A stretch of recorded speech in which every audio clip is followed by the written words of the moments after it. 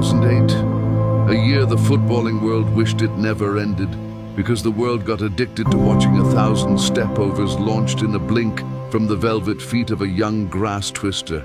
And yeah, some rival fans may never have loved him because rivalry taught them to mock the man before they ever stopped to see the wounded little boy hidden beneath all that greatness. And it's understandable, because fan bases can be so loud, they make it easy to forget there's still a human heart beneath the legend. A boy dared to show the world his imagination through magnetic boots and a ball. A young dreamer who decided to go on a ruthless run faster than his age.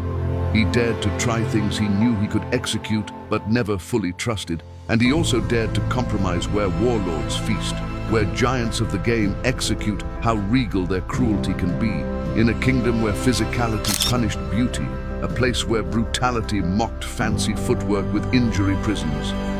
And so the heavens fell in love with every ounce of his struggle, every drop of his sweat, every failure he swallowed. The heavens saw his stubborn efforts to evolve and gave him a chance to rule 2008. It gets even better for Cristiano Ronaldo. And he lit 2008 on a fire that still burns in the memory of the sport. This is Ronaldo before Ronaldo. The storm before the thunder, before the cameras learned his angles, before the trophies learned to pronounce his name. This was the year he stopped being a footballer and became folklore, before greatness became his surname, before the impossible became his daily routine. There was just a boy who had already left home too early, already learned how loneliness sounds in empty apartments, already understood that dreams can be expensive. He was young, but life had made him older. Every step over was not showboating. It was survival. Every sprint carried the weight of a family back home. Every goal was a letter to his mother saying the sacrifice was worth it. People saw the confidence. They mistook it for arrogance. They never saw the fear beneath it, the fear of going back, the fear of not becoming enough, the fear of failing everyone who believed in him before the world did. So he trained. When his legs begged for mercy, he negotiated with pain. Because some men chase greatness, he chased necessity.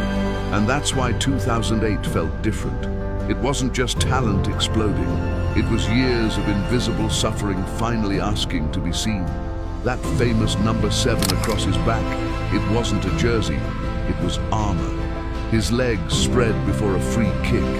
No, that wasn't a stance. That was a conversation with destiny. And when he struck the ball, it flew like it understood what this meant. Like it knew this wasn't just a shot, it was a boy trying to outrun poverty, doubt, homesickness, and himself. He smashed it into the back of the net. Step-overs became a language he learned faster than English because football was the only language pain had taught him fluently. And every defender he embarrassed, every net he tore, every stadium he silenced was really him screaming, "Look at me now!" 2008 was not the birth of a superstar. It was the reward of a child who refused to let suffering have the final word.